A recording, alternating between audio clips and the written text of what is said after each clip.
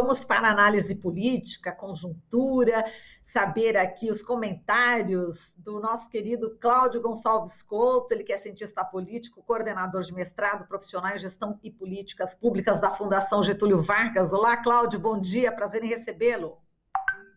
Tudo bem? Tudo bem? Está me Tudo ouvindo? Me jóia. vendo direitinho? Tudo certo? Ouço Então tá bem, bom. vejo bem também. Maravilha, já resolvemos todos os problemas técnicos e vamos lá. Cláudio, o presidente Bolsonaro participou aí de um passeio de motociclistas, né, no sábado aqui em São Paulo, cometeu uma infração gravíssima de trânsito, já que a placa da moto dele estava coberta, ele estava também sem máscara, tomou multa por isso, assim como o filho, o deputado Eduardo Bolsonaro, além de outros deputados e ministros.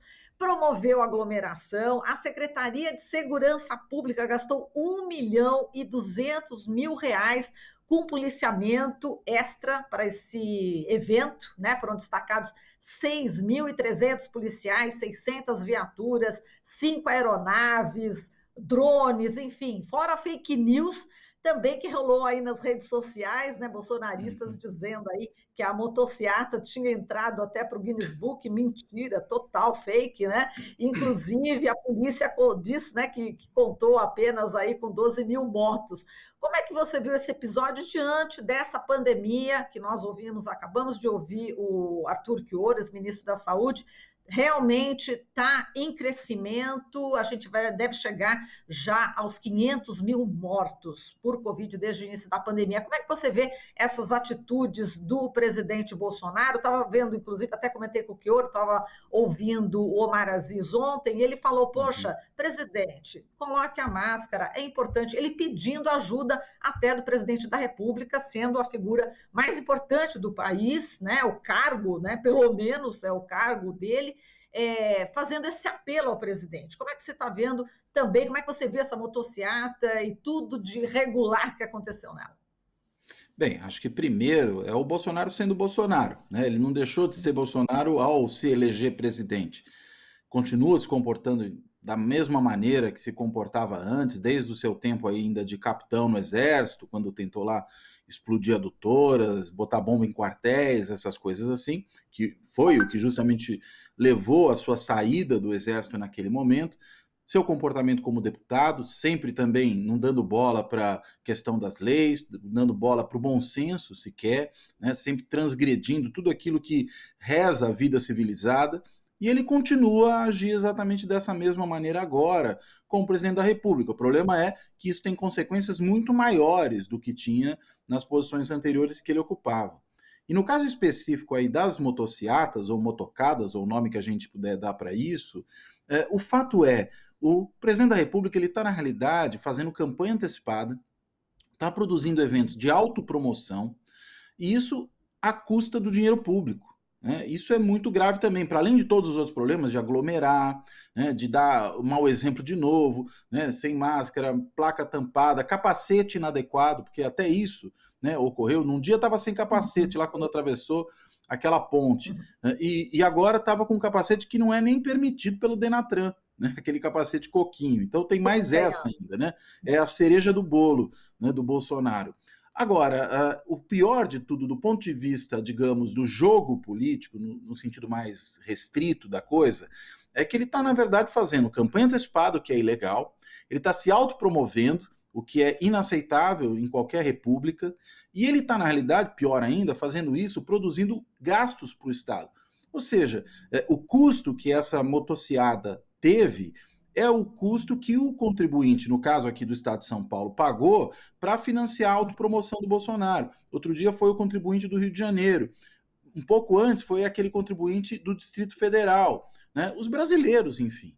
Né? Então, na realidade, isso precisava ser tratado com mais seriedade pelos órgãos de controle, porque é evidentemente um absurdo isso que está acontecendo. E até se pode questionar até que ponto, num evento pessoal de autopromoção, faz sentido mobilizar um tal contingente de forças de segurança do Estado. Porque, afinal de contas, qual é o interesse público num evento daqueles? O interesse público não existe, o interesse é só do Bolsonaro e da sua claque. Então, acho que isso também precisaria ser mais bem pensado, né? Ele precisaria ser talvez avisado com antecedência de que não haveria estrutura para isso, para, afinal de contas, mitigar um pouco os efeitos dessa irresponsabilidade do presidente. Exato. A Secretaria de Segurança Pública, não é, Cláudio, gastou 1.200.000 reais, imagina, nesse período onde muitas pessoas estão passando fome, né? Exato. Ele devia ser, no mínimo, cobrado, né? A gente vê que quando tem jogos de futebol e a polícia mobiliza um contingente para fazer a segurança, depois os clubes, a federação, eles são cobrados por aquele serviço. Ué, por que não é cobrado o presidente Bolsonaro quando ele produz um evento dessa natureza? Não é um evento oficial, uma data comemorativa do país, um encontro protocolar do presidente com o governador ou algo do gênero. É autopromoção pura, né? Então, eu acho que isso deveria levar a algum tipo de cobrança desses recursos, não do governo federal, porque também não é justo que o governo federal financie isso, né? Os cofres públicos federais. Sim. Quem tem que pagar isso é o próprio Bolsonaro e os seus apoiadores. Se quiserem que façam uma vaquinha para pagar por esses custos que ele produz. Boa, Cláudio. Cláudio, agora o presidente continua aí defendendo, né, a desobrigação da máscara para vacinados e pessoas que já contraíram a doença. Na semana passada, ele pediu um parecer sobre essa desobrigação para o tal de Queiroga, né? O ministro da Uhum. Saúde, Marcelo Queiroga, respondeu que o presidente pediu um estudo sobre o assunto e disse que o presidente quer instigar pesquisadores brasileiros, estimular pesquisas.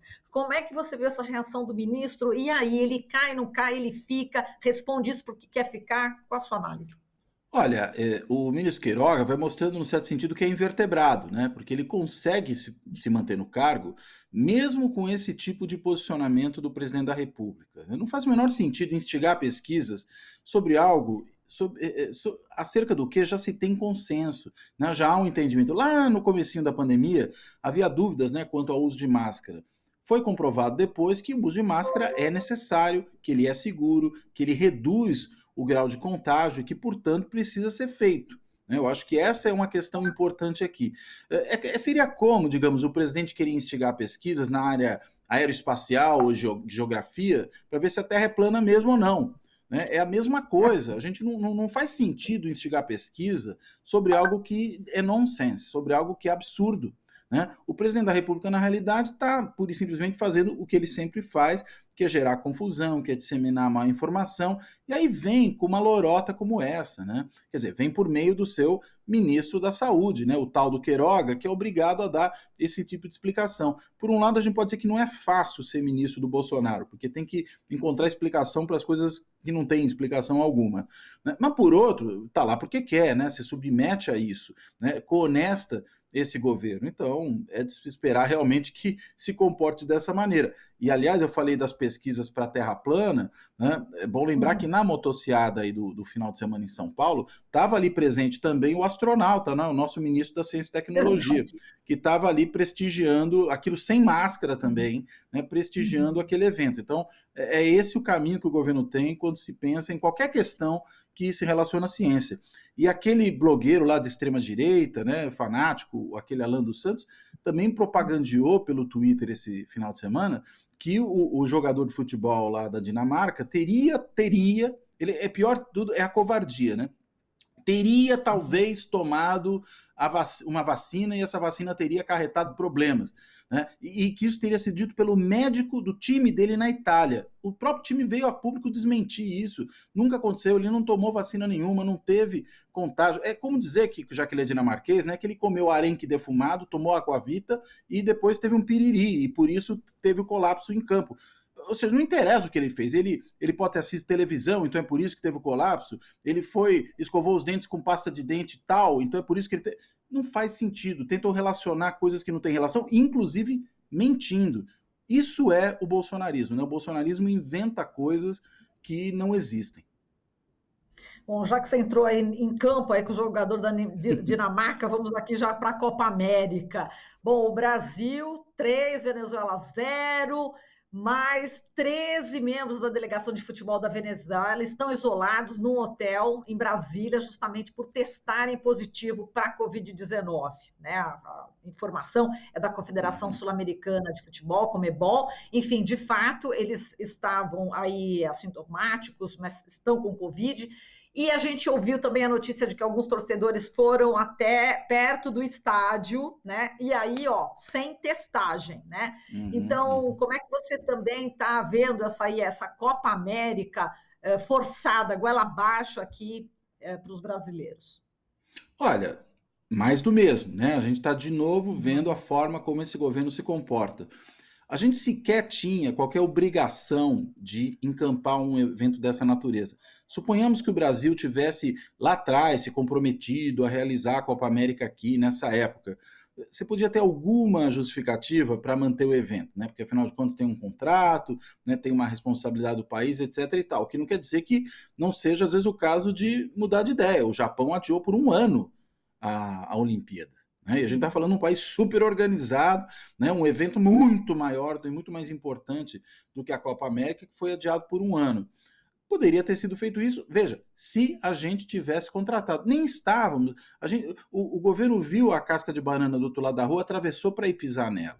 Né? Foi isso que ele fez. Ele chamou para si um problema que era um problema completamente desnecessário. E por que faz isso?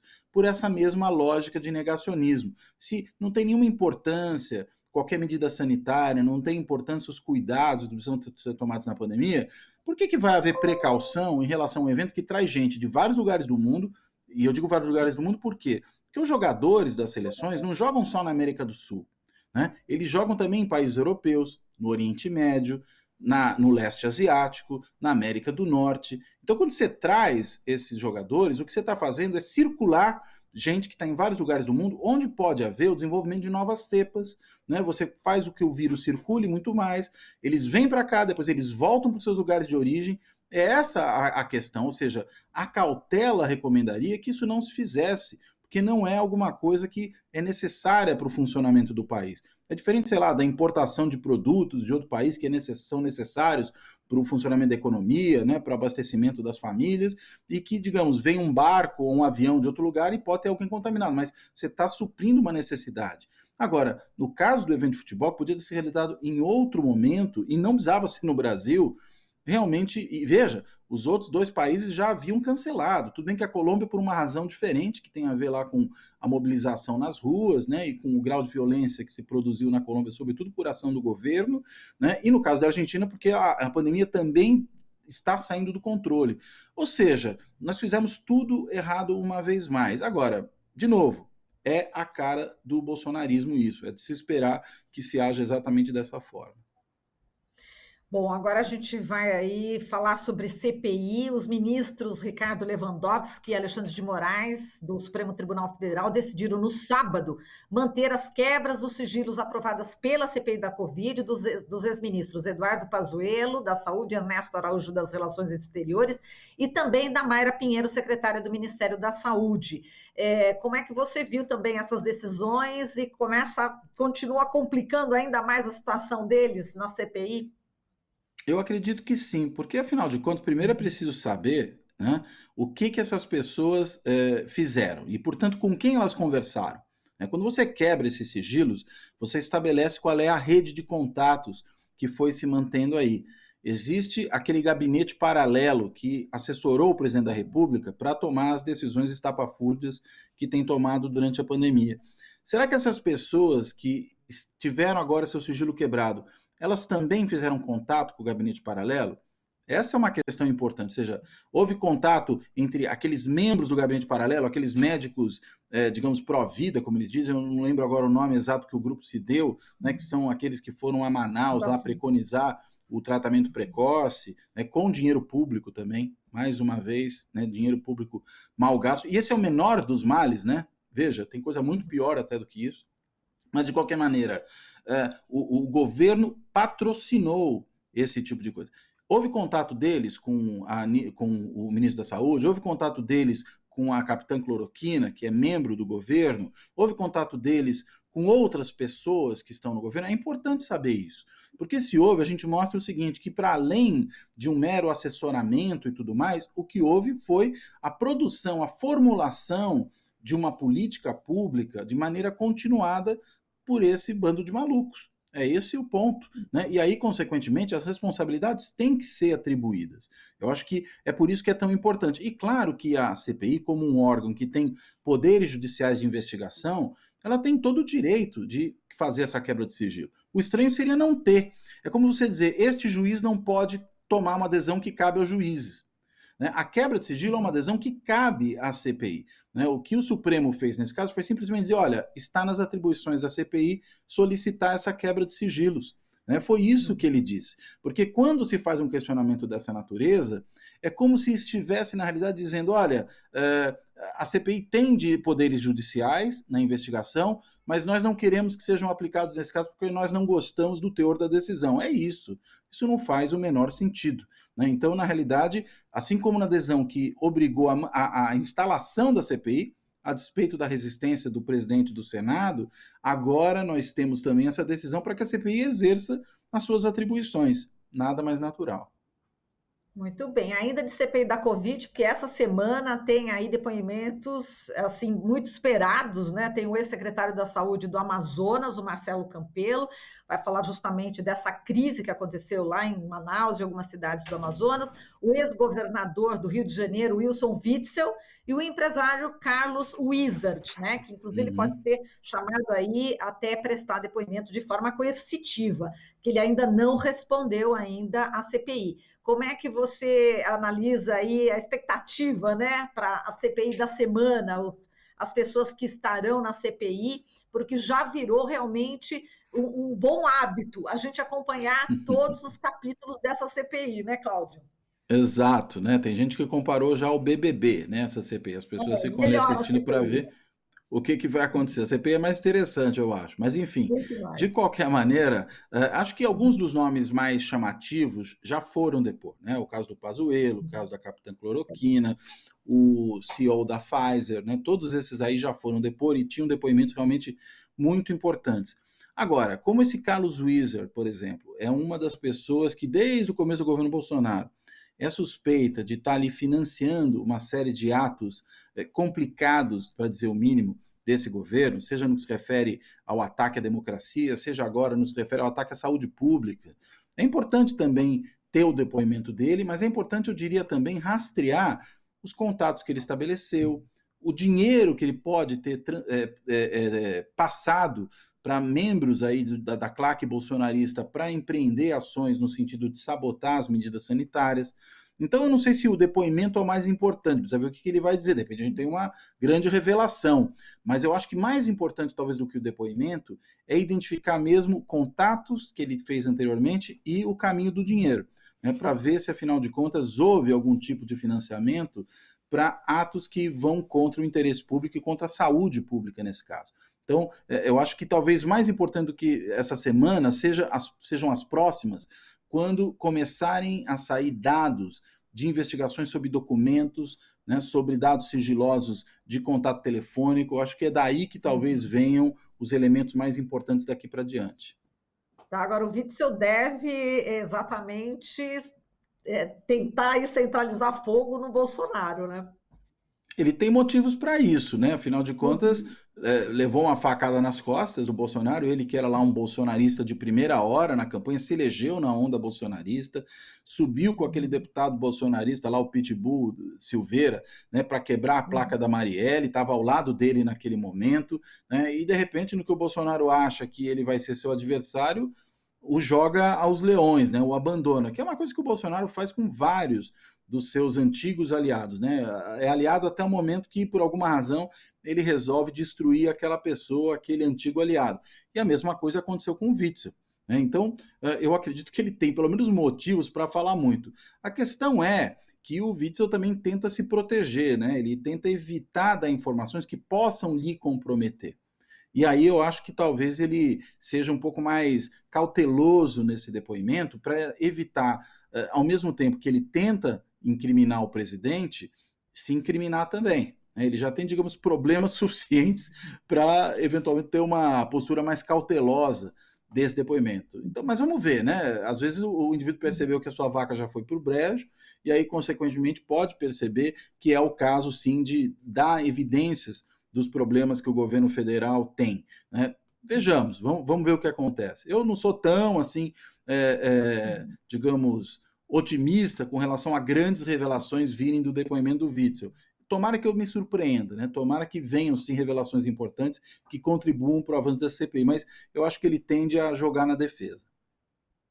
Perfeito. A gente repercutiu com você também uma denúncia, né, que a TV Globo aí conseguiu, através de documentos entregues à CPI da Covid, que mostram que em agosto de 2020 a Pfizer se comprometeu a reembolsar o Brasil por qualquer pagamento antecipado, caso não conseguisse cumprir com o contrato de fornecimento de 30 milhões de doses de vacina contra a Covid-19. Portanto, é uma informação, enfim, que desmonta o argumento também até agora apresentado pelo governo federal. Não é isso, Cláudio? Exato, né? Aquele velho lema, né, dos vendedores, satisfação garantida ou seu dinheiro de volta, né? De alguma forma foi isso que a Pfizer colocou, ou seja, ela tornava o risco para o país inexistente desse ponto de vista, o que mostra que não havia realmente motivo algum para o país não adquirir vacinas naquele momento, né? Teria salvo muitas vidas, teria antecipado o retorno da atividade econômica de maneira mais forte, evitando a quebradeira de empresas, evitando a perda de empregos, né? Tudo isso teria sido muito importante naquele momento. Mas, de novo, né, se a gente vê um governo que hoje, né, coloca em dúvida as vacinas, né, o Bolsonaro outro dia estava dizendo que a vacina era tão experimental quanto a cloroquina. Veja que absurdo. Né? Se hoje ele ainda é capaz de fazer isso, imagine ano passado, né? Quando, enfim, tinha ainda mais convicção, entre aspas, de que isso realmente era verdadeiro. Daí, esse tipo de situação, né? Essa situação em que o governo simplesmente deu de ombros para as necessidades do país, não adquiriu, matou gente em função disso, e tenta agora se esquivar da responsabilidade. Olha, nós temos aí todas as evidências de que houve o cometimento, mais do que um crime de responsabilidade corriqueiro para um presidente da República, houve o cometimento de um crime contra a humanidade. Né? O Bolsonaro e os seus assessores, se não para dizer seus asseclas, devem ser levados aos tribunais internacionais que julgam crimes contra a humanidade. Acho que um dos grandes pontos dessa CPI é produzir um relatório que dê substância a esse julgamento no futuro, né? Porque é impossível não considerar que houve um crime contra a humanidade no Brasil e que aqueles que são responsáveis por ele sejam devidamente julgados em função disso. Agora, vamos falar do Centrão, Cláudio. Está querendo aí mais cargos, tem parlamentares aí pressionando por cargos, no caso, chefe da Casa Civil, né? O general da Reserva, Luiz Eduardo Ramos, estão querendo o cargo dele. Parece que também querem o Ministério do Meio Ambiente, do Turismo. Como é que você vê também essa negociação, ou negociata, não sei, Cláudio, em relação ao Centrão? Um governo como esse, que é um governo que está acuado, né, que tem uma CPI que, enfim, tem um vasto material para poder incriminar o governo nas mãos, né, vai produzir mais material daqui para frente, né, que tem uma popularidade cadente, a economia patinando, né, ainda que a gente veja aí, até pelo caso do boom de commodities, né, do novo boom de commodities, uma certa retomada econômica que pode dar algum refresco para o governo no ano que vem, mas nesse momento é uma situação muito ruim, ainda com uma taxa de desemprego altíssima, com uma renda reduzida em relação àquilo que foi no passado recente. Ou seja, há uma série de motivos para o governo se preocupar. E aí o que acontece? O preço do Centrão sobe, né? Porque o Centrão vira ali um esteio para o governo, uma tábua de salvação, e, consequentemente, vende esse apoio, ou melhor dizendo, aluga esse apoio, né? A velha história, Centrão ninguém compra, só aluga, né? Aluga esse apoio a um custo cada vez mais alto. E é isso que está acontecendo agora. Né? O presidente da República é obrigado a recompensar cada vez mais o Centrão por uma proteção que ele sabe que precisa. Porque sem ela, ele, claro, corre o risco de um impeachment, a gente tem até um tempo reduzido até as eleições do ano que vem, mas ainda seria possível o impeachment. Né? Existe ali aquela base também bolsonarista, lá de um quarto da população que se mantém renitente ali apoiando o presidente, isso também reduz um pouco a chance, mas é melhor não brincar com isso, deve imaginar o presidente, né? Para isso aí ele é bastante cauteloso, por uma série de outras coisas que ele não tem cautela, para essa acho que ele tem. E resultado, mantém aí a remuneração do Centrão, que claro, vai exigir mais coisas, ainda mais naqueles lugares onde se sabe que há problema, né?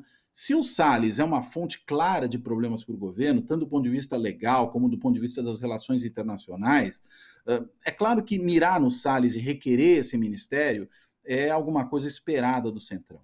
Também áreas do governo como aquelas que articulam a política e articulam a administração, Casa Civil, mais um lugar onde o Centrão tem motivos para querer estar. Então, consequentemente, ele vai ser pressionado, mesmo ele, o Bolsonaro, para ceder cada vez mais ao Centrão. É assim que o Centrão realmente funciona. E num governo deslocado como esse, os motivos e as condições para que o Centrão pressione são cada vez maiores, né? Não é difícil tirar muito de um governo tão dependente desse tipo de sustentação como é o caso do governo Bolsonaro, que não tem rumo, não tem projeto, não tem nada que possa lhe dar sustentação em outras frentes. Perfeito, Cláudio. Olha, eu agradeço demais aqui a sua presença. Até o próximo dia. Um grande abraço para você e boa semana. Obrigado, boa semana para vocês todos aí, boa semana para os ouvintes. Obrigada. Falamos aqui com o Cláudio Couto, cientista político, coordenador de mestrado, profissional em gestão e políticas públicas da Fundação Getúlio Vargas. Você está ouvindo Jornal Brasil Atual. As notícias que os outros não dão.